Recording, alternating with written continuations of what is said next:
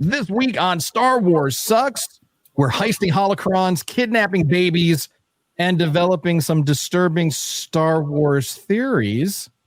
All that and more this week on Star Wars Sucks. Stick around.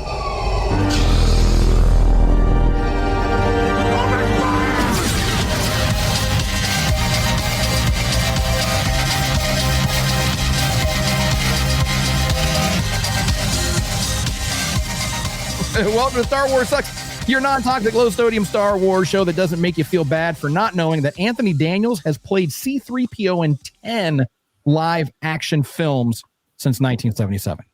Wow. Holy crap. That's a lot. And that's not including all the voiceover work he's done as C-3PO. So God, whether you're a hardcore fan or just a little Swarsy curious, this is your Star Wars safe space. So we are the Circle of Nerds, and we do absolutely love Star Wars, even if we don't always like it. But let's meet our cast of nerdy misfits, shall we? So from my left to your right, it is the sensational Sherry, star of stage and screen. Hello, everyone. How you doing? How you doing? Looking nice. I like the shirt. Oh, I have to show it. There it goes. Okay. Friday 13th. Well, not really. I wear this all the time, but yeah, every day is Friday the 13th in your house. Yes, that's true. Basically, right? Yes. And from the Outer Rim territory of Bostoween, it's Daddy Louie. Hello, children. And Daddy Louie got a little ink today.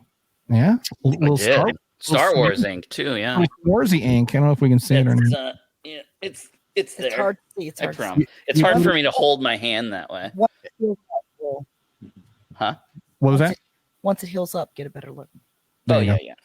There you go. And hailing from parts unknown, it's T to the Oni. Welcome back to the galaxy, everybody. And you're rocking a new spot, right? You got like a whole new rig, a whole new setup. Same spot, but yeah, I upgraded my gear. Great. Nice. That's what I'm talking about. Mm-hmm. And of course, swooping in on the infamous Parma Flyer, it's Crack. Hi, folks. Ready to kick tires, light fires, or vice versa? Who knows? I think it's light tires and kick fires. Yeah, that's it. Sure. I don't know. And I am Tommy D, your more than slightly obnoxious Star Wars know-it-all. So what are we doing here? Well, our mission is to watch all of the canon Star Wars films and TV shows in chronological order, sort of. We're going to be breaking them down for the most part, connecting the dots, and learning a little more about Star Wars and maybe even ourselves. So this week especially, we've got some things that are a little outside of the chronological order, but we're watching things in release order now that we've gotten into the Clone Wars. Because if we were to start watching things in true chronological order, we would be jumping around so much. It's ridiculous. Because initially the Clone Wars was meant to be an anthology show, and it wasn't really initially meant to be watched in any kind of chronological order. But it got so big, it got so popular that, shit happened. So this week, a couple of the episodes are outside of the normal chronological order. So we'll talk about that a little bit. So just to let you know, be prepared for spoilers because there will be some. Now, this week, we are finally jumping into light speed and going full send on season 2 of the Clone Wars, starting with episodes 1 through 4. And I'm very happy because this is when the Clone Wars really, really starts to shine. One way or another. I mean, it really, really starts to shine. But before we do that, we have a couple of remembrances. So, of course, we are going to bid a fond farewell to Sir James Earl Jones, who passed into the Force earlier this week at the age of 93. So, of course, he was the voice of Darth Vader. I mean, that for us, obviously, that is a big deal. But stage, screen, Broadway. I mean, the guy was everywhere. Thulsa Doom and Conan. The Lion King, obviously, so many great roles. And if you're a fan of Big Bang Theory, he had a guest spot on Big Bang Theory that was great, and it made all nerds everywhere jealous. It was like one of the best cameos in that show. And Yeah. that show had a lot of cameos, but his was great. His was the best because I mean, who Very wouldn't funny. want to hang out and spend the day with James Earl Jones, right?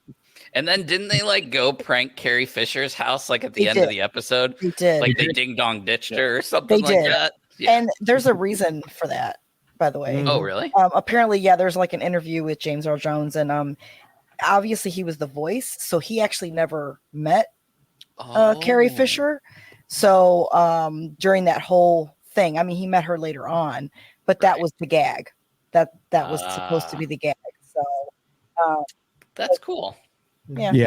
And she was like, it's not funny anymore. It's James. not Why am I laughing? Why am I laughing? Yeah. I love it. And then what he said later, we're gonna go to Tijuana. He was like, Dang.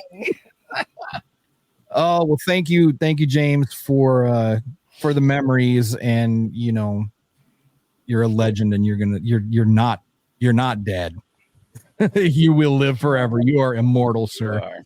And also we remember the passing of another Titan. This one is far less known, but he is a Mandalorian brother by the name of Remo Jade, and he and I never trooped together, but we were on the Mando Mercs approval team, and the guy was probably the most helpful person I have ever met in this whole costuming thing.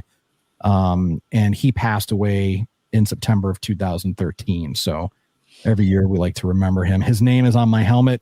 It's been on there since he passed. So it's, so yeah, so some great people there. You know, the Mandalorians say they're not gone. They're just marching far away.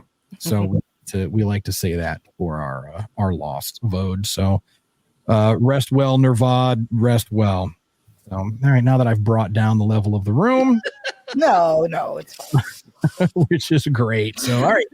So before we really dive in here, a quick note on BBY, ABY. You're going to hear us mention these from time to time. So the events in Star Wars A New Hope, the very first Star Wars film, which released in 1977, are considered year zero on the timeline.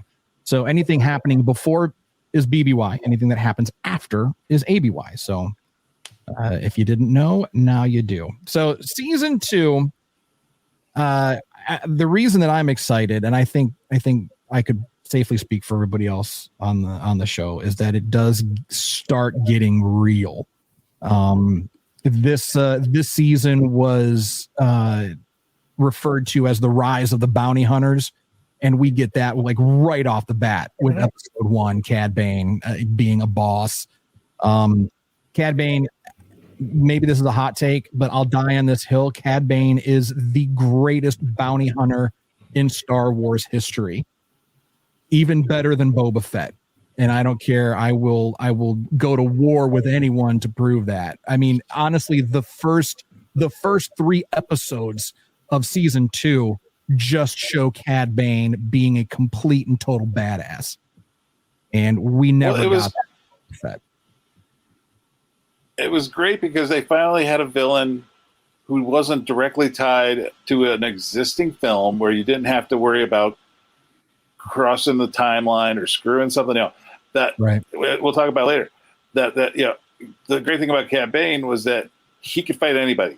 He could, and it was like there was no pre-existing lore to contradict. He was just there to be a mean son of a bitch. Mission accomplished. Yeah.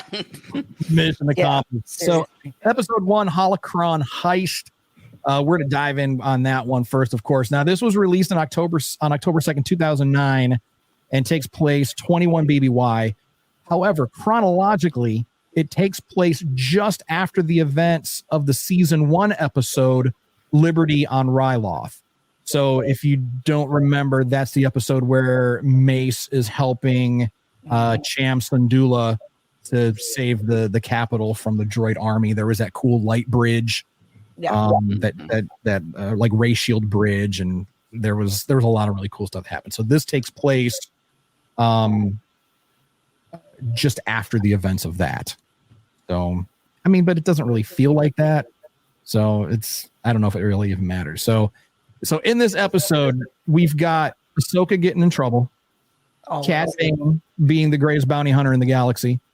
We get to see Cato Parasiti, same species changeling as poor Zam Wesell.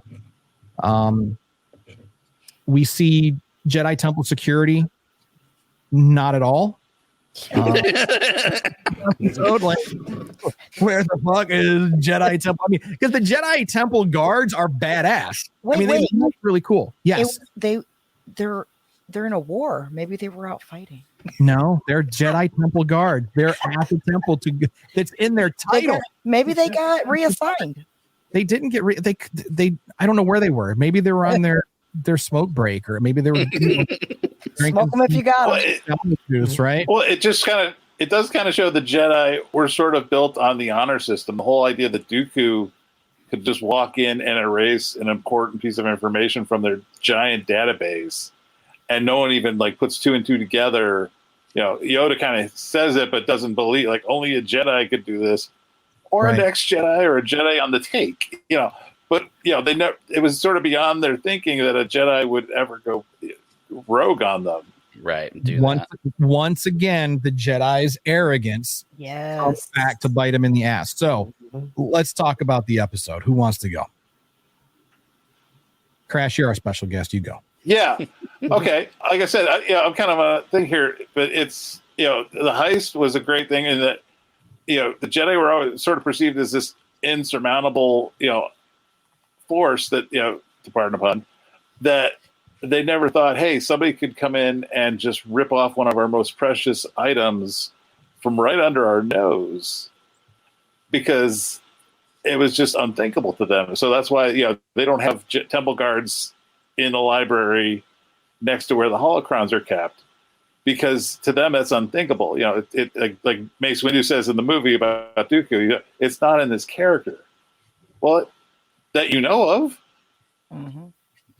Yeah, Sure, clearly you don't know a lot about his character. Yeah.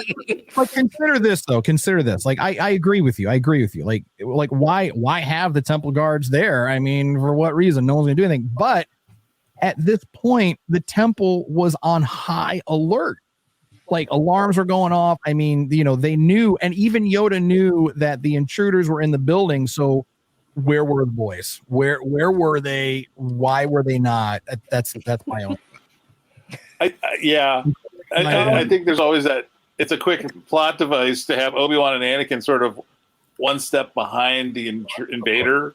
Cad Bane must have gone down this air duct. Well, that's a misdirection. There's sort of it. It's like in the movies. The cop chase. The cops can't catch the criminal if the criminal's meant to get away.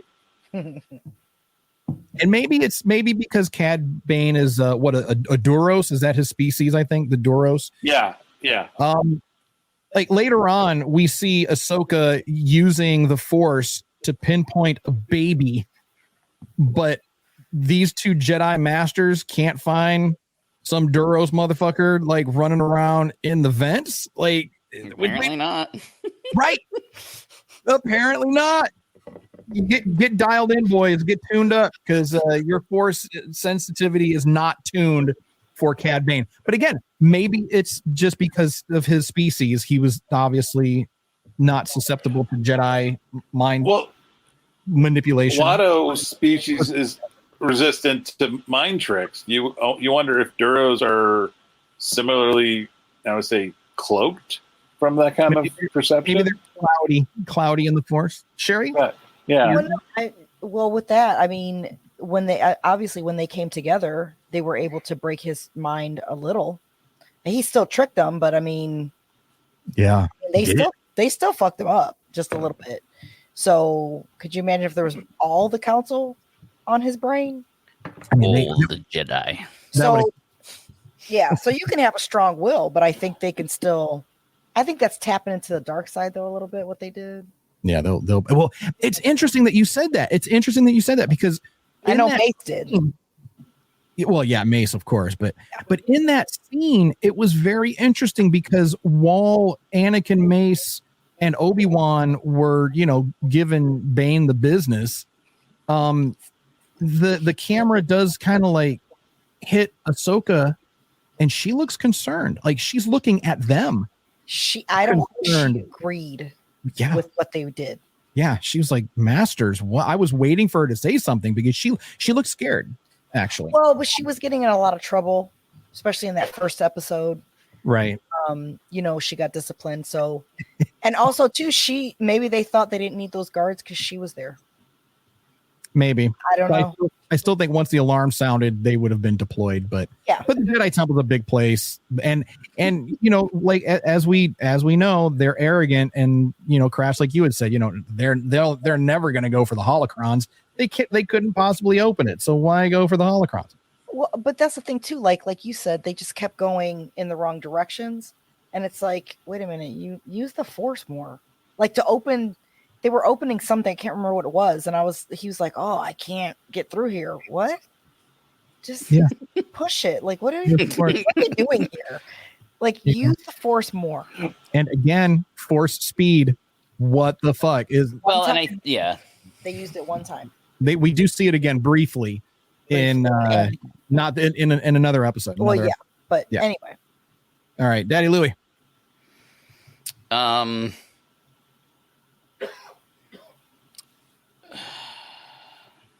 So yeah, I agree that this episode really starts to show, Ahsoka wanting more kind of responsibility. She wants to be helpful. She's not okay just walking around the halls doing nothing. She's wanting to be helpful. She's wanting to do stuff. And she fucks up. And she at the very beginning. Where's Ahsoka? She's on top of a walker. Fucking droid army. Like this episode just really goes to show like she's not ready yet, right? I mean, she's still very much wet behind the ears. And I think you see that more in the next two episodes as well, but we can talk about those later. Yeah. Agreed. Tony. So I agree with a lot of what's been said, especially Ahsoka's reaction to Mace and Obi and Anakin trying to rip open Cad's mind. To me, this was the kind of thing that was like this is a very morally fucked up thing y'all are doing, but I mean, I get it, but at the same time, like this type of thing, that it's not a shock why Ahsoka ended up doing what she did, but we won't go into that for spoilers. I think it's in the next episode too, Tony, where a good point that you make, not to interrupt you, but and we see that exact same thing in like the next episode. Exactly what you just said, where Ahsoka is like questioning, like why she's seeing how the Jedi get to seem to like pick and choose when they want to be good versus when they want to bend the rules, right? Like they bend the rule. You're starting to see that they're doing things that if you're following by the book, like even like if you're Yoda, right? Like I don't remember. Did Yoda know about that? Did he know? Was he in on all that? They never mentioned that. Yeah, they never mentioned. So for all we know, Yoda didn't know about that, right? So these are things that are happening behind the scenes that maybe some of the Jedi who are much more by the book might be less inclined to be okay with. Yeah. All right. That's good stuff. All right. So let's rate the episode. I don't know. What do you guys want to do? Blasters, thermal detonators. I don't know what kind of a system do you guys want to use for this? What do you think? What's good? 3 of them, 4 of them, 5. Okay, so we'll do 5 midichlorians, right? Is that a good rating? 5? Sure. 5. Sure. All right. So Crash, how many midichlorians are you giving this episode? I'm gonna say 4. It was a solid start to the season. I'm gonna get in. I like the next episode a little better, and I'll explain why. But as a starting gun, this was a great jump into again with the whole theme of the bounty hunters taking precedent. This was a great let's go kind of moment. Okay. All right. That's good. Tony. So I'm going to preface this by saying that for a lot of my ratings, it's going to depend on the episode, but also the arc that the episode's a part of. Because, this episode, with the next 2, it's all one story. And I can't really grade it just on one part of it. That being said, I would probably say this episode's probably 3 3/4, and I'll probably bump that up to 4 because I like the overall arc. Yeah, don't give me fractions, man. I just like halves are that's as low as I'll go. So you want to give it a 4? Yeah, I'll give it a 4. 4 midi-chlorians, okay. Louis. If we can do halves, I'm going 4.5. All right, we're gonna do 4. This was of the 3 episodes in this arc. This was my favorite. Okay, all right, that's fair. Sherry, what about you? Sorry. It's okay. It's saying I'm losing power on the laptop. Okay. Uh-oh. Oh dear. Was it not plugged in? It is plugged in. I don't know what's happening. Okay, All whatever. right. Technical difficulties. But I'm gonna say a 4. All right. Yeah. Because it did have a good start. So It did. I agree. And I think I'm also gonna give it a 4.5. I thought it was really good. It's a really good episode and a really solid start. All right.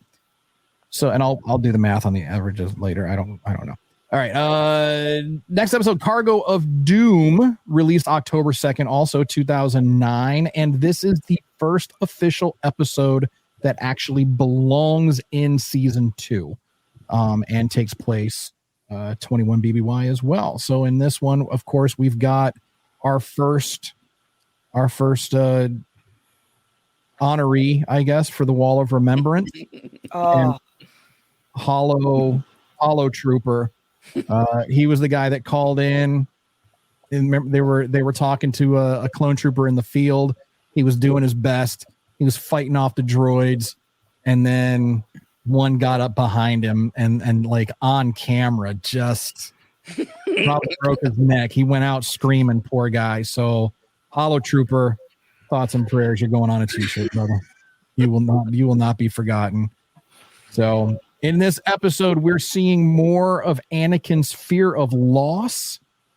We're seeing how love is love. We've talked about this before in season 1, about Anakin's love, how Anakin's love is what ultimately brings him to the dark side. But we're seeing how his love is an exploitable weakness, because Cad Bane used that against him in order to get what he wants. Also, we're seeing in this episode Cad Bane being a complete and total fucking boss.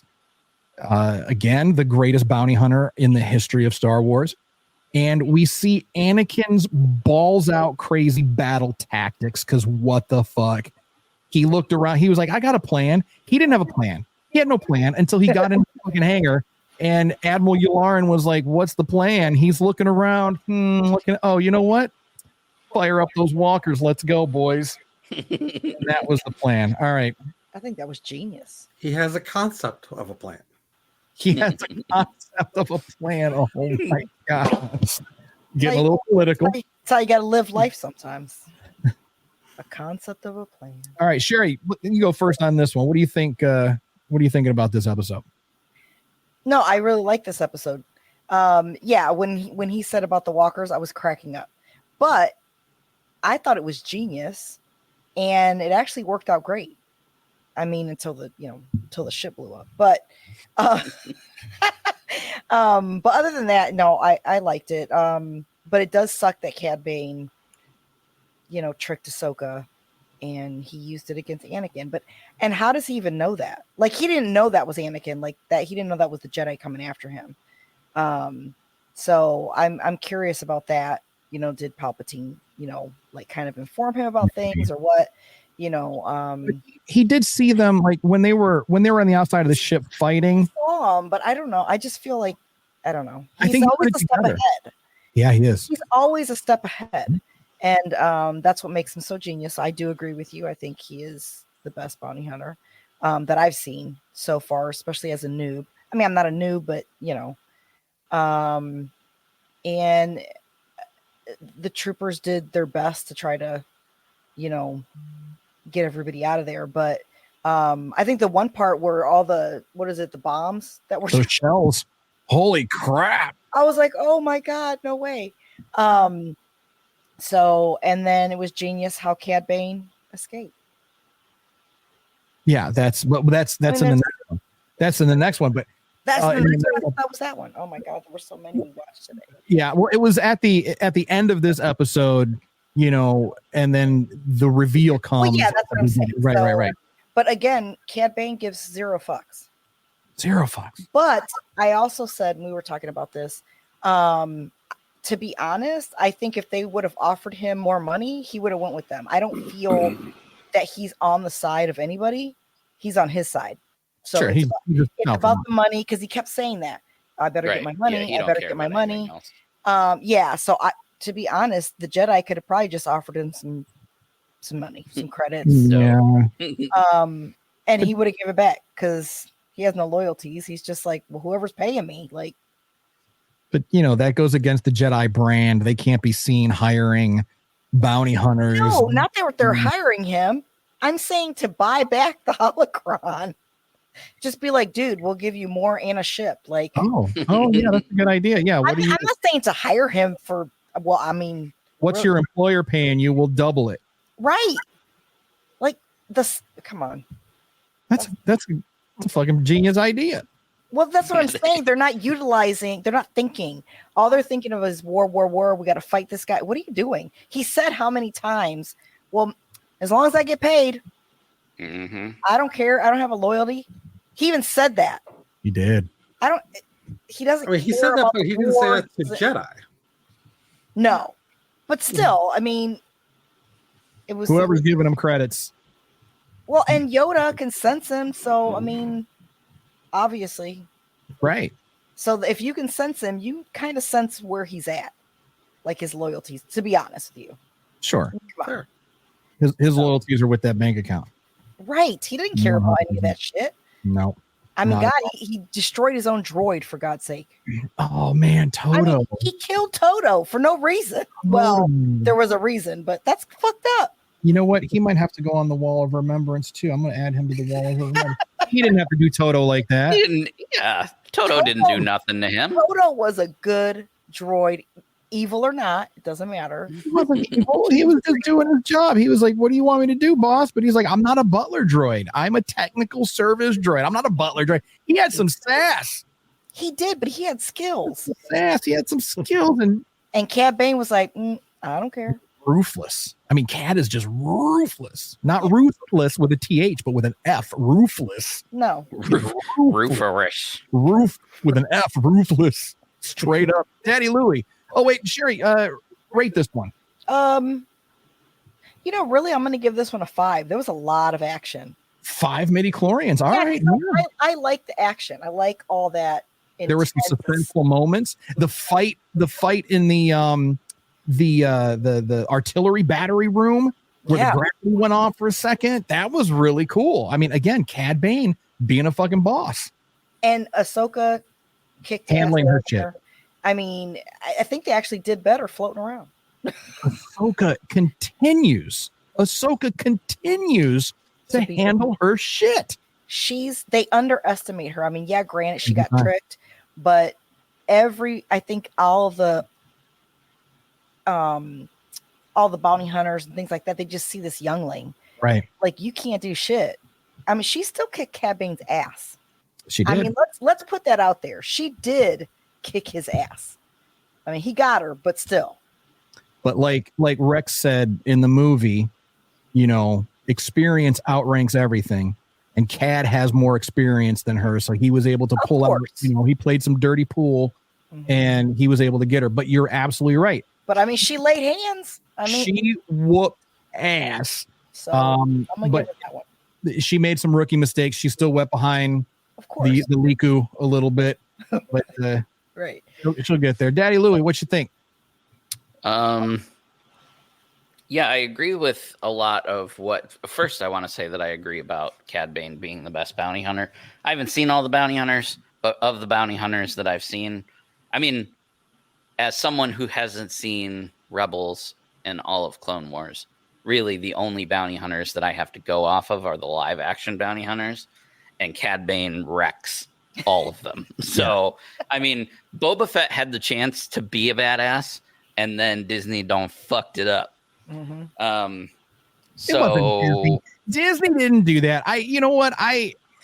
Somebody did. Somebody did it. But this is not. We're not seeing Boba Fett in his prime anymore. In his prime, yes, badass motherfucker. Sure, yes, but we're seeing retired Boba Fett. But I don't want retired. That's not the show I wanted. It wasn't called the Book of Retired Boba, like Fat Boba. It's not the Book of Fat Boba, like the Book of Mr. Fett. Right? The memoirs. I mean, instead of being the gangster of the galaxy, he's like the mayor of Tinkertown. Like, come on. The mayor of Tinkertown. Shout out to Cad Bane for never. Well, I know how his story ends. Yeah. Do you? Do we? We don't know how it ends. Not really. We have a pretty good idea. Well, we saw. Then again, in Star Wars, nothing is. I mean, that's just how Star Wars. Well, remember, spoiler alert, but everyone listening to the show is going to forget by the time we get there because we got a long way to go before we get to the Book of Boba Fett. But remember, at the end of the Book of Boba Fett, there was that. I think it was a post-credit sequence where they show Cad Bane's little light start beeping again. I don't know. Oh, I may not have seen that. I do remember that. I may not have seen that. Yeah. So there was. If it's a post-credit scene, I may not have seen. I may have missed. I think it might have been. I think it might. And they kind of like show. You know how everybody in Star Wars has got some kind of fucking greebly on them somewhere with a light on it, and nobody knows what it's for. Right. But they showed Cad Bane and on his chest, it was like boop, boop, boop.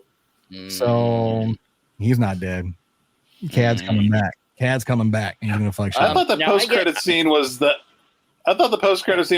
guy fixing Cobb Vanth. Remember in the back of the tank? Wasn't that the post-credit? Oh, yeah, you're right. But that Cad Bane sequence was somewhere else. I mean, I don't remember exactly where it was. No, you're right. But but that Cad Bane, I thought that was a post-credit for one of the episodes. I don't remember. We'll fact it later. Yeah, we'll look back into it. But that was, unless it was like immediately after. I don't know. We'll find it. But it happened. It happened. It might have been the last shot before they cut away. Yeah, maybe that's what it was. But it was somewhere. It was at the end, and Louis missed it. So it must have been somewhere tucked away. Well, I was. We'll talk about that when it comes up, but I wasn't a giant fan of that show. So towards the tail end, I probably was starting to fall off. You love Power Rangers, and there was some Power Ranger themes. Anyway, okay. We won't get into it. Okay, so anyway, episode 2 here, Cargo of Doom. 4. Giving it a 4? All right, a 4 it is. T to the Oni. What are your thoughts? So this of these 3 was my favorite. Again, just action-packed. Again, a lot of subtle hints towards, but building that theme of the moral grayness that the Jedi seem to have from time to time. Mm-hmm. But all in all, a fun episode. I gave this one a 4.5. Oh, all right, 4.5. All righty. Crash, what are your thoughts on this episode? Well, I'm going to go with my score first. I'm going to say 5 midichlorians. This baby cooked. I love, just like the end of season 1, we ended with some serious clone action. I love how this episode we got back to not just clones and battle droids just going nuts, but like we've talked about, Anakin and using a tank as a space vehicle. It has that. Remember that scene in A-Team where they try to fly a tank by shooting the cannon to move it? Oh my They God! did fly. I love. They didn't try. They succeeded. I loved. Yeah, I love the idea of using a land vehicle as something else that it wasn't designed for. Just total gangster move by Anakin. But I especially love the scene in the armory on the Trade Federation ship, the zero gravity fighting. Oh yeah, Ahsoka being the Bane version, very 60s Batman. Like every time the clones and every time those shells were going up, you almost want to see like a pow bang. But also the fact that the sidekick gets like used as a diversion. I'm like, wow, that is totally. I'm glad they started showing Anakin and Ahsoka on missions together. Like, yes. There were in season 1, there were like times where the two of them were separate. I'm like, you're a master and apprentice. This has to be Batman and Robin. And yes, Robin gets in trouble sometimes. That's gets lured in by the villain and puts Batman in a, do I sacrifice my sidekick or do I get the bad guy? I thought that was great adventure storytelling that kids could kind of get into, good old fashioned, pow bang action on a cartoon. Oh, I like that. Like I said, 5 midichlorians. Yeah, very good analogy. I like that. Yeah, that's it's a good analogy, but this is another podcast. But the only problem with that analogy is Batman would just say, I got another one at home. It's fine. Oh, oh, too soon. Oh, all right. So, no, that's poor Dick. Poor Dick. Poor little. I was actually going to say poor Jason, but okay. I mean, Dick was the first one in, first one out. It usually is. He was like, I'm fucking done with this shit. Yeah, but he didn't die. Well, that's true. Yeah, that's true. He didn't die. I mean, technically, Jason. Well, did Jason actually die, or like was he dead and then resurrected by Ra's al Ghul? He was dead and resurrected in the last pit. Gotcha. I didn't know if he died or if he was like critically wounded and then healed. Because didn't the Joker beat him to death with a hammer or a crowbar or something? Yeah, but also it's a fan vote, by the way. Right. But also in what timeline too? I mean, which Earth was it on? Was it? Oh, that's true. That was before the New 52 came out, and it's just like, no, it's like fucking too whatever. Much time travel, I can't do too much shit. All right, so for that episode, I'm giving it a 4.5. I agree with everything that you guys said. There was great moments, a lot of suspense. I like seeing the personal, the individual growth, and the team growth between Ahsoka and Anakin. I love seeing their relationship evolve and grow stronger. He really has a hard time staying mad at her, even when she's fucking up, but she's fucking up based on his teachings. She just wants to make him proud. And she's also, like you guys have said too, she's also starting to really open her eyes to the Jedi Council. Well, she actually even yelled at him. She did. Patience. She did. Like, what are you doing? And she's the Padawan. I love that scene. And his face was like, you're right. Yeah. Like she is the perfect counterbalance because he has so emotion. He has so much emotion. He has so much rage and anger. I think if he would not, this is sad saying this because I actually like Padme and their kind of love story, obviously. But if that wouldn't have happened, I think him and they wouldn't have got together, but they would have balanced the Force correctly. I think him and Ahsoka together. I could see that as like almost she would have been the counterpoint that would have canceled Palpatine. Yes.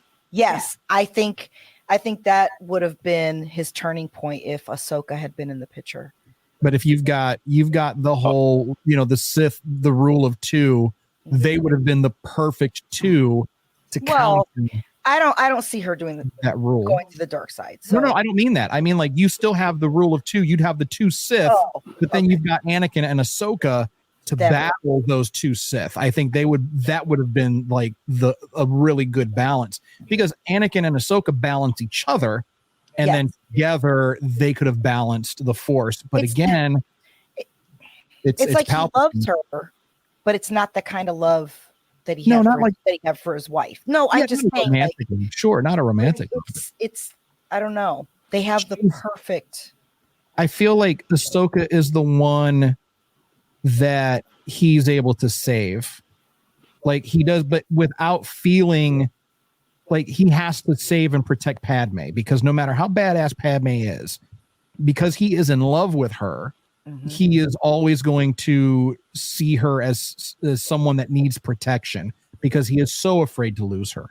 Right. But he knows that Ahsoka is really a badass who can handle herself, but that underlying fear of loss is still there, because Anakin has such a big heart.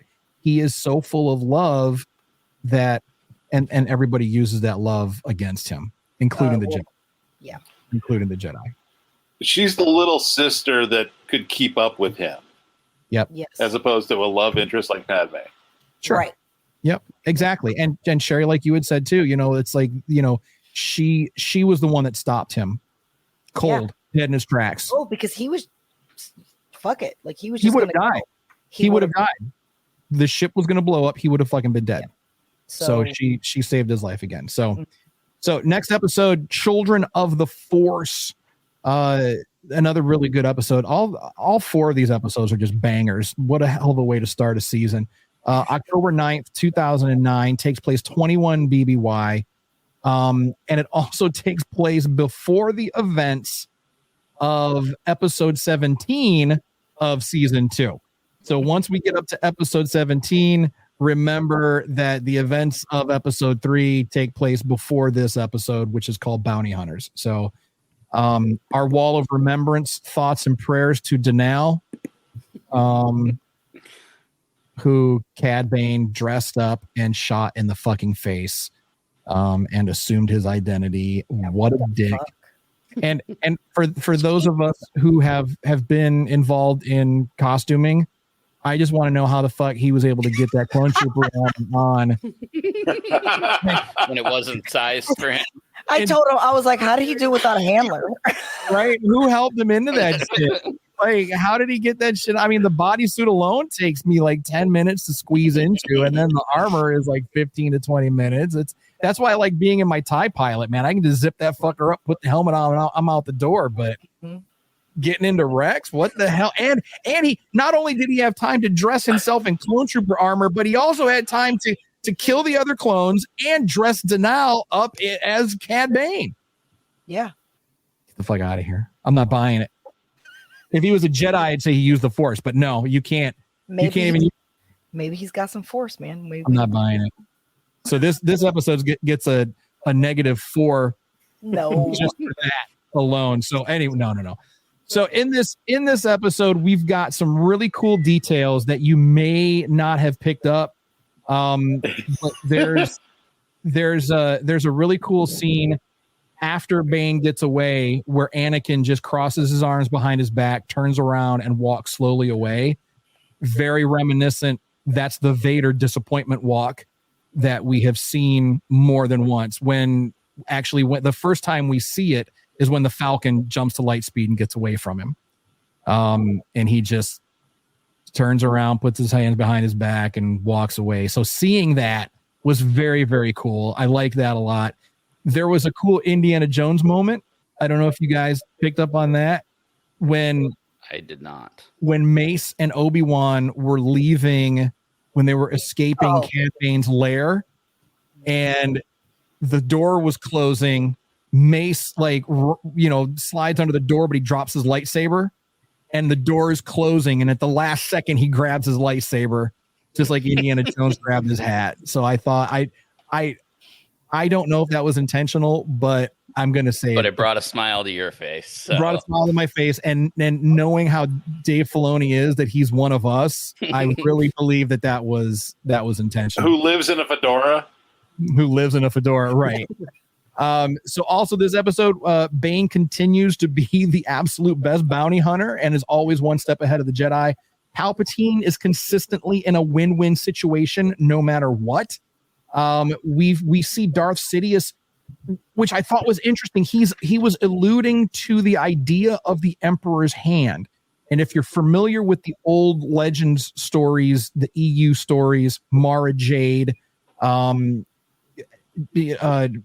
had this army of dark force wielders that he would use as spies, and they were connected through the Force. So whatever they would see and think and feel, Palpatine could get that back to him through the Force. Mara Jade was was probably the best of the Emperor's Hand's agents, and it was interesting that when all these babies were on Mustafar and Palpatine was talking about how he's going to use these children and indoctrinate them into the dark side and use them as spies, that was a really cool nod to the Emperor's Hand. And I don't think we see any more of that. Well, did you see that they are using a hand to put on their faces to do this procedure? That thing that comes down. It looked like a hand. So I thought that was pretty cool. Yeah. And then of course now we've also got, the desire to kill babies. So that's what the fuck? Mm-hmm. Well, gotta dispose of them. And it's funny, Sherry, you brought this up while we were watching. It's ironic because you said that the babies that Anakin and Ahsoka saved could very well be the same babies that Anakin kill them in a few years. Spoiler alert. They will die in a few years. They would have been about the right age. I mean, it's like a couple years down the road. So, yikes! Yeah. Now, Skywalker. There's too many of them. What are we going to do? What I want to do now is I want to go back and look at that scene and see if any of those kids in the background are that race. Look like because it was a Rhodian, and I think whatever species Kit Fisto is, I think it looked like. Yeah. I don't know what Kit Fisto. I would not be surprised if Dave pulled one of the images of one of the kids in the live action and put him in the animated. So Kit Fisto is a Nautolan, which makes sense. So if we look at that scene and there's a Rhodian and a Nautolan back there, that Dave, it's sick. It's just twisted. Well, what are you that's the first thing I thought of when he saved the baby. I was like, oh well. That is, you sick bastard. That was the first thing you said. It's like, oh man, these are probably the babies that he kills later on. Sorry about that. No, you're not. Not so much a reprieve as a stay of execution. All right, Crash, what are your thoughts on this episode? Yeah. You were. This one's kind of a miss for me. I'm going to say 3. Just because the plot line was good. It was the overall arc worked fine, but there was just sort of this hang up for me. I know Mustafar is a very scary looking planet, but there's part of me that thinks somewhere along the line is Darth Vader sitting in his castle on Mustafar going, motherfucker. Remember that time they stole the babies on Mustafar? And then Palpatine sent me to get the Separatists on Mustafar? Was Palpatine screwing with me back then? My car got stolen. I'll drive to the same neighborhood, and amazingly, my car gets stolen again. Mustafar's a bad neighborhood. And for some reason, Anakin just kind of go, derp, derp, derp, derp, back on the lava planet. I can't imagine the whole time, rescue, again, Cad Bane pulled off the creepiest looking Jedi I've ever seen. When he's waiting for the mom coming in, he's got the robe on. He's like, I'm a Jedi. Where's the white windowless van? I am not buying this bullshit. But I don't. You know what? Maybe he sets up, because I know in the EU he's on a planet called Vajun, But then I think the actual, like the canon, he's on Mustafar with his palace. But maybe the new canon has him on Mustafar. There's something about I haven't read the Darth Vader comic, but there's something about it was supposed to help enhance his ability to generate, save Padme, that whole thing. But so it is Mustafar, and I'm like, that's the third time you've been on this damn planet, and you haven't put 2 and 2 together. He's got a lot man, of slave boy didn't grow up with no education. Okay. My dude's got a lot on his mind, man. Yeah, ass. I mean, that's. No, I don't know. He got his cocktail winggy burn off. He's not thinking about ass anymore. Oh, when he's Vader. Oh, well, yeah. Yeah, when he's Vader. He's not thinking about this ass. point in the storyline. like fool me once, shame on you. Fool me twice, shame on. Fool me 3 times. What the fuck? Is that where junk burned off as Mustafar? No, that's not. That's not the same planet. Yes, right? It is. Yes, Yeah. it is. Holy shit! It is. Yeah. Okay, that's funny. All right. That's the same place. Crash, anything else about this episode that did it for you or didn't do it for you? Well, it did it for me in the sense that it played great. The Palpatine's not even there. He was sort of interacting with the children via hologram because he can't get away. He can't just like up and I got to go to my secret lab to experiment on children. So I'll just menace over them via hologram. But it was a very creepy visual, and it kind of played into the horror vibe of the theme of that episode. Oh, definitely. And again, like we said, Cad Bane, one step ahead. But also, it's like with Cad Bane, is that the only thing that you need is a robe to convince people you're a Jedi? It's like the Superman thing. It's like you just put on some glasses and you're Clark Kent. Cad Bane's the only one that can do that, though. No, so Jar Jar Binks too. In season 1, when they Jedi Jar Jar. Oh, that's true. Remember Jedi Master Bombad, that episode? He had Anakin's cloak on, and they're like, "Oh, look, it's a Jedi." So I guess that's all you are. They the only just go down to the local Salvation Army, get yourself a Jedi robe, and you can do anything you want, basically. Apparently, Cad Bane swings by Spirit Halloween, gets him a cheap Jedi robe, and off he goes. That's it. And he's convincing these young mothers to take their babies. It's like, come on, be better. Where's all the dads to these babies? Is my question. Where's the fathers of these babies? Are they all they're not all midichlorian babies, so what? They're out doing stuff. They're at work. Okay. He went to get the milk and you gotta bring home never the bread. came back. It's like all the force. You went out to get cigarettes. Yeah. And they didn't come back. Daddy Lou, your thoughts on this episode? Yeah, I mean, I kind of agree with Crash a little bit. The scenes with Cad Bane, all of them are great. Yeah, I mean, I'm trying to think back on the episode, and there's really nothing compared to the first 2 episodes. There's really nothing that happens in the 3rd episode that makes me go, "Oh yeah," like there was this super cool moment when it was just an okay episode. It was a nice way to close out the arc. Everything that Cad Bane does is like you said, badass. 3. I think 3. 3? All right. Yeah. All right. I don't really have any takeaways on that one. That's all right. Fair enough. Tony. That's all he has to say about that. So I'll start with my score, and probably 3.5 for me.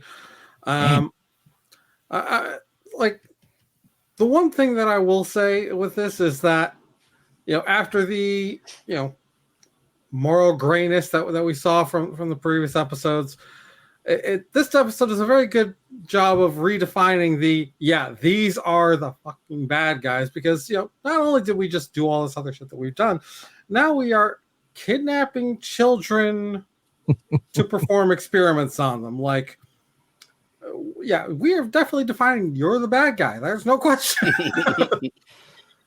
The other thing for me,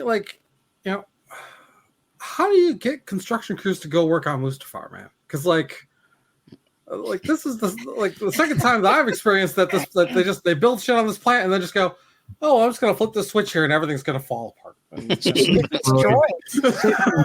Yeah, they send droids to do it. They just program droids to do it, and then throw them in the fire or in the lava. They don't care.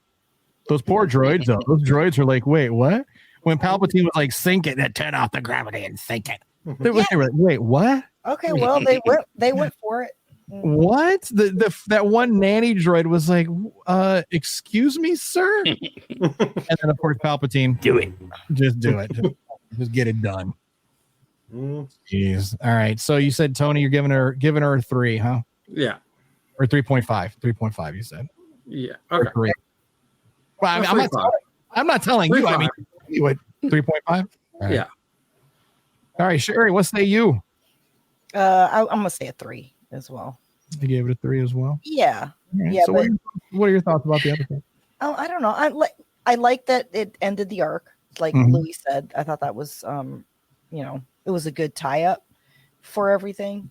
I don't know. I think my biggest thing is, damn, you just kidnapping babies like it ain't no big deal, and then killing them.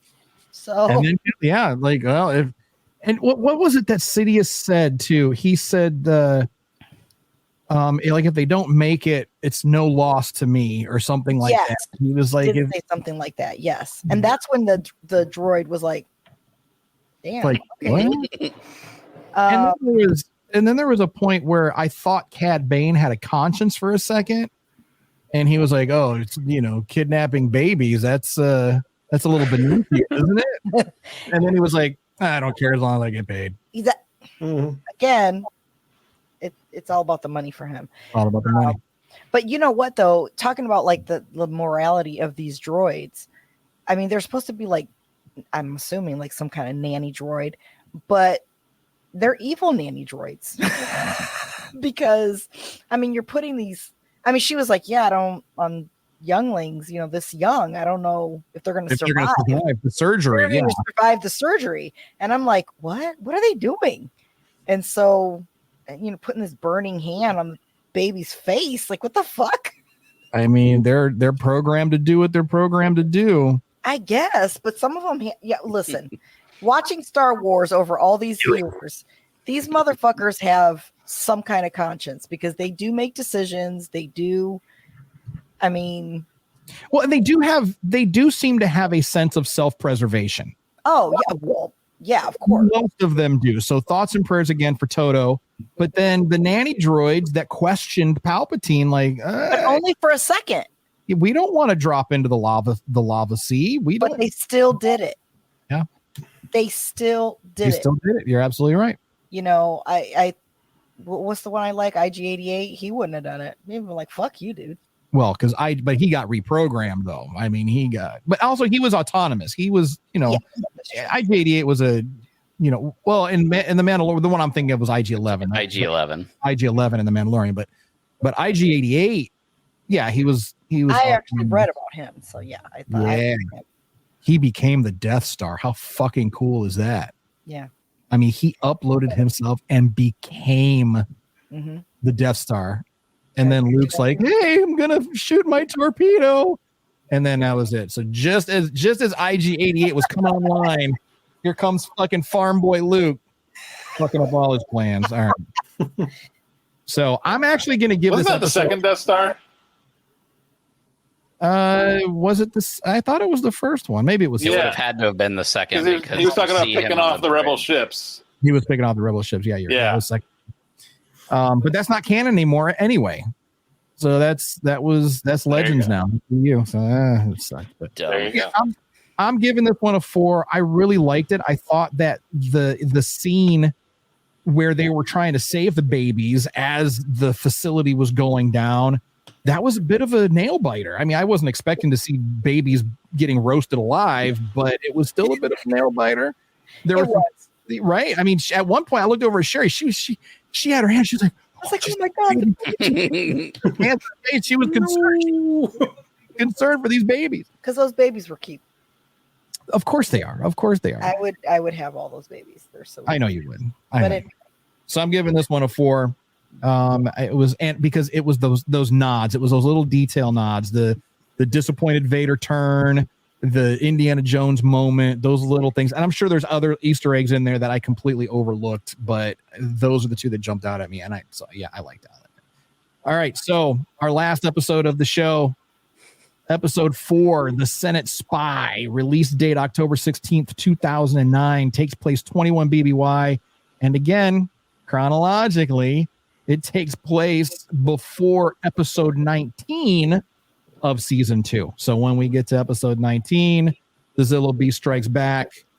This takes place before that. So if there's any kind of weirdness, you'll know where it came from. So in this one, we see Anakin and Padme trying to get a little mommy daddy time. And then the Jedi are complete cock blockers. And he was with her all night. Well, I think they ate dinner because they were still like even Obi-Wan was like, I've been trying to get a hold of him all night. Where is he? Yeah. Yeah. And at one point they showed the camera zoomed in on Obi-Wan's face. He's like, and then of course we do see the Jedi using Anakin's emotions again to get what they want out of him, because they know that he is close with Padme. And then once Padme goes to the council, Mace like literally is just trying to pimp Padme out.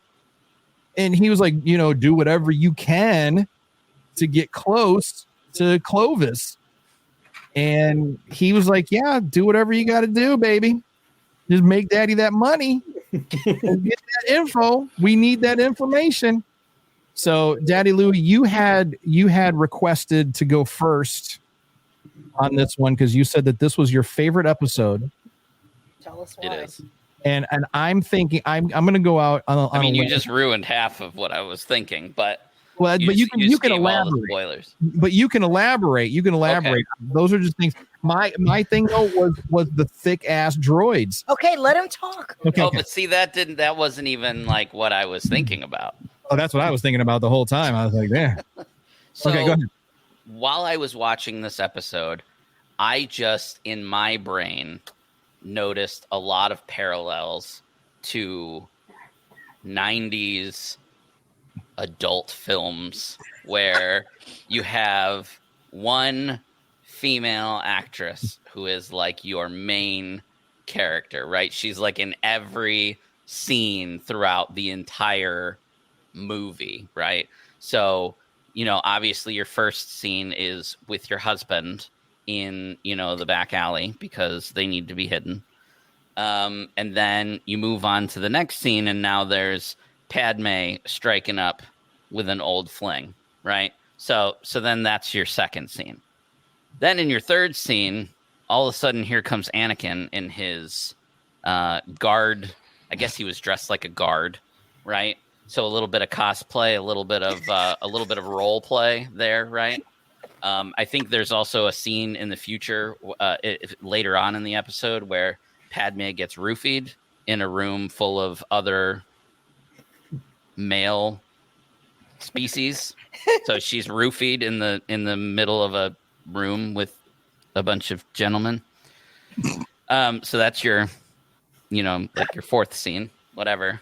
And then, that's really like the main parts. It kind of fizzles out after that as far as the adult film innuendos, unless Tony can think of anything that I'm missing, because I can see by the look on his face that he was thinking very similar things to what I was.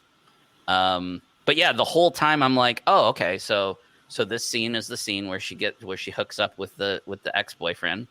Okay, next scene. Oh, there's Anakin. He's in like maybe there's a three-way that goes on, ex-boyfriend, ex-boyfriend and hubby in cosplay, right? Ex-boyfriend doesn't know it's hubby, so there's a little bit of, just the tip going on there. Just the lightsabers. Yeah, and then she gets roofied, like I said, in a room full of other male species. Because I think there was like aliens in the room and stuff too. I don't think that there were. Yeah, there were Nemoidians there. Yeah. So what were they doing with her when she was roofied in the middle of their meeting? I don't know. She was poisoned as opposed to roofied, but yeah, she was going to die. Whatever. Whatever. Same effect. Mm. And then your final scene is her laying in a hospital bed recovering, and everybody leaves the room and you think the movie's over with, and all of a sudden you see the door open, but you can't see who walked in the door because he's short by the bed, and you hear oh my god. and he's just and then it goes to credits. Oh. Well, I found this 90s porn music. It's called Cramming for College.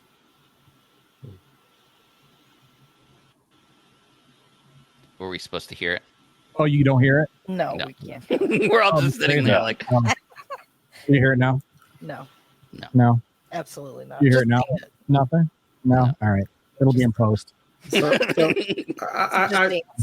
I honestly wasn't thinking along those lines. Oh. That being said, as you discussed it, I did come up with one that you missed. Oh, which one did I miss? The fact that she always has a mechanical helper near her, but when the husband shows up, it goes out the window. Oh. Damn. Are you talking about 3PO? Yeah. So as soon as Anakin shows up, she's like, yeah, GTFO. Go now. You need to go. I don't need you tonight. I got Exactly. some hot blood. Damn. Damn. All right, Tony. So thoughts on this episode other than that? So honestly, I thought this was a kind of neat twist on the episode in season 1 where Anakin's all like, "Hey, let's just have some fun," and she's all about business. And now it's kind of a flip around of she's, like she would rather not do, rather just say fuck it, let's just take off and be by ourselves. But then he gets pulled in, he gets pulled back to work and has to say no. Of course, that's only the start of the episode, and then it builds from there. For me, this episode was a nice bit of comic relief from the previous ones, where it's almost a palate cleanser of, okay, this is basically just, rather than 90s adult movie, I was going to say 90s sitcom of awkward situation that we're just going to force our way through and have some comedy moments with it. Yeah, because being poisoned and a murderous jealous Jedi, that's hilarious. Like commentary. Yeah, that's definitely as opposed to the kidnapping and experimenting on children. This is a break. Okay, you're not wrong. Agree. Touche. But the entire episode is just Anakin is a jealous boyfriend. That's the entire episode. Again, it's that fear of loss. Mm-hmm. It makes him do crazy things. Mm-hmm. So what's your rating for it? I would give this one, I'll probably say this one's a 4.5 for me. Wow. All right. Louis, what was your rating? 6 out of 5. 6 out of 5. Well, we're just going to go ahead and give you 5 because we can't go higher than that, because then we're getting into like the chosen one level of midichlorians, and I don't know. We're not there yet. Trust me, this episode is not chosen one level. We've got a ways to go before we get. See, we should add that to our ranking system. Like we each get to pick one chosen one episode at the end of the season. That we watch, or at the end of the season. At the end of the season, we all pick a. Okay. That would be fun for me anyway. I'll forget by then, but go ahead. I think What'd you say? I said I'll forget by then. Now we'll do a recap. Okay.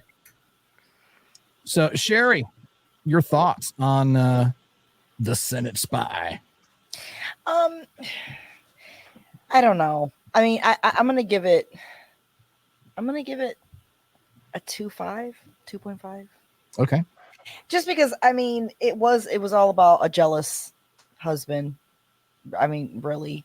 They got him in his place. She put him in his place, though. Well, they got in a little spat because he had to go to work. Well, there's a war. Like, I don't this is happening. What you getting mad about? But I liked when they were talking about how like when Yoda was like, well, you know, you knew him before, you were friends, or Yeah, they were like, they were friendly. Yeah, Like Mace put that information out there too. Mace was like, oh, they were friendly. And then basically it's saying this in front of Anakin, and you see Anakin's poor face, like, well, how friendly? And then when she was like, well, it was before we met.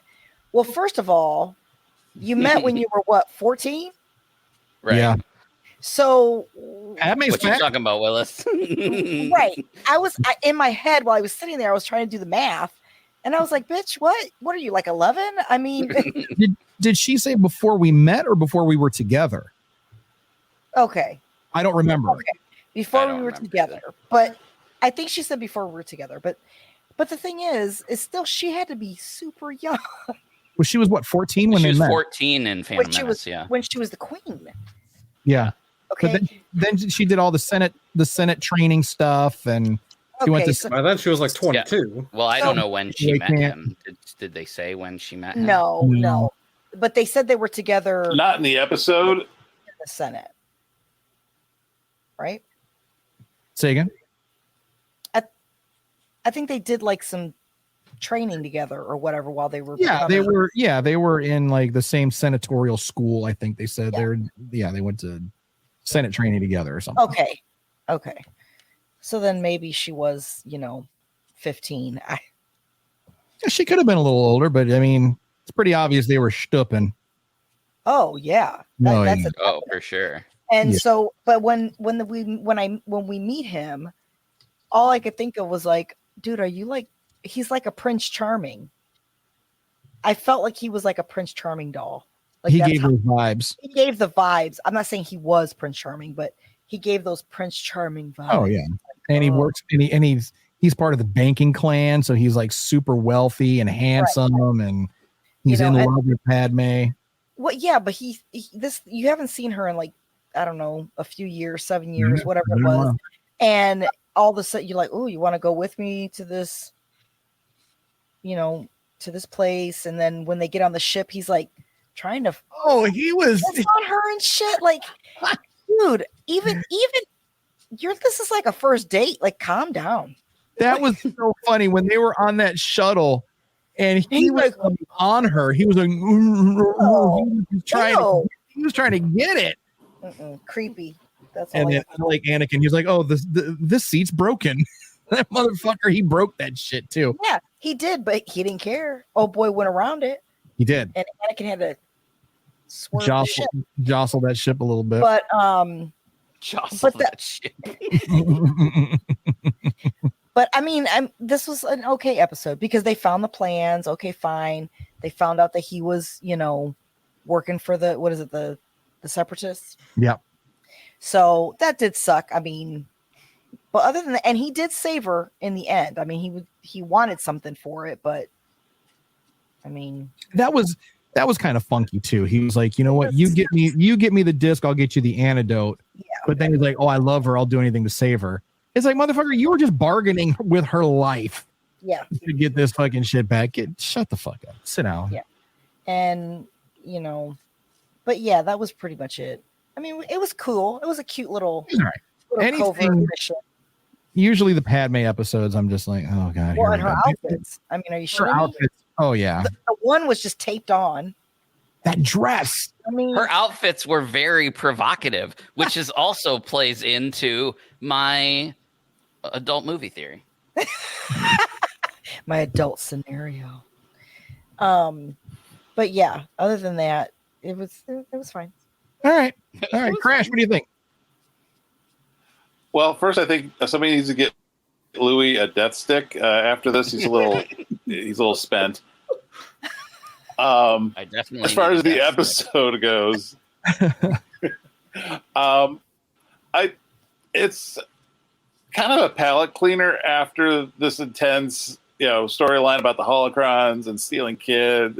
I agree with that, but it's also, it was tough in season 1 to bring Padme into the story. The senator doesn't always necessarily fit into a Clone War scenario. So they sort of have to go on these little side quests. This one being sort of an espionage mission. Like, oh, sure, let's send the one senator that everybody knows is friendly towards the Jedi to go flirt with a guy. Oh, who, by the way, it's fun fact. They actually do a decent job explaining the Clovis Padme situation in later books by E.K. Johnson. The again, it's Queen's Peril, Queen's Shadow, one of the prequel stories. It's right about the time he sort of just shows up.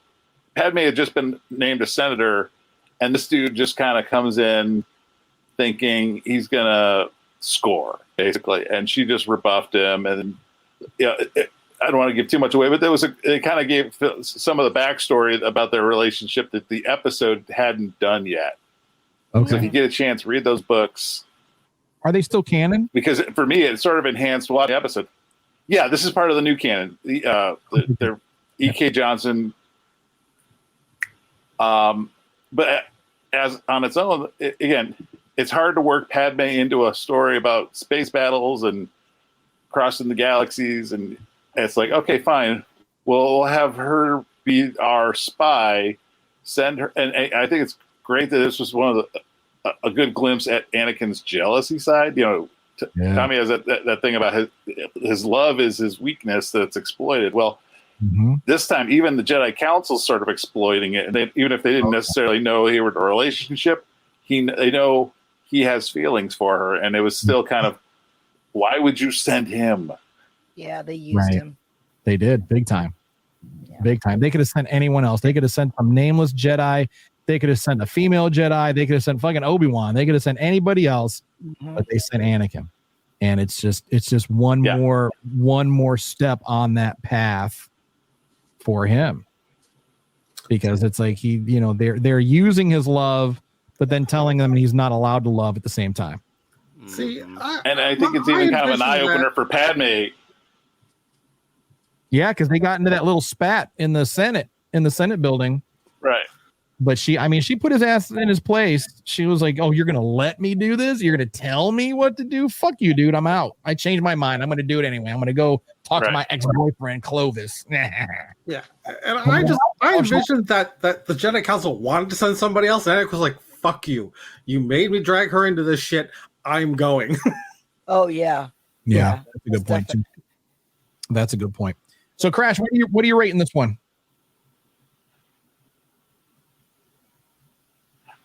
This is a 3. I don't hate it. I don't love it, but I accept it. Just like a colonoscopy. Fair enough. Ew. Wait. God. You don't love it? You don't hate it? You just accept it. You don't hate a colonoscopy? I've never had one. I don't know. Oh, I haven't either. I don't think. How old are you? Yeah, you're it's just supposed to start getting them when you're like 50. We are. Yeah. That's fine. No, I just went to my last checkup. They said like 55. So what? So moving on. That's it for us. We don't need to talk about my your colon, my colorectal health. I don't think we need to. Every time I go to the doctor, like, you need to do it. Wait, you want to shove shit up my ass? Leave me alone. Well, I mean, Man, buy me a drink first. Fuck. Hey, there we go. All right, so that is going to do us. Your homework for next week. All of our little succulents out there are going to watch episodes 5 through 8 of season 2 and listen to past episodes of our podcast. Of course, share this with everyone you know. Tell your friends, tell your enemies to give us a listen, depending on how you feel about us. So there you go. And of course, now it's time for our obligatory pimping. So please do check us out on all social media at the SWS Show, and be sure to subscribe to the podcast and our YouTube channel. And if you'd like some merch, head on over to circleofnerds.com/merch. And if you'd like to know what's coming up for this season, you can check out our timeline in our show description and also on our website, circleofnerds.com/the SWS Show.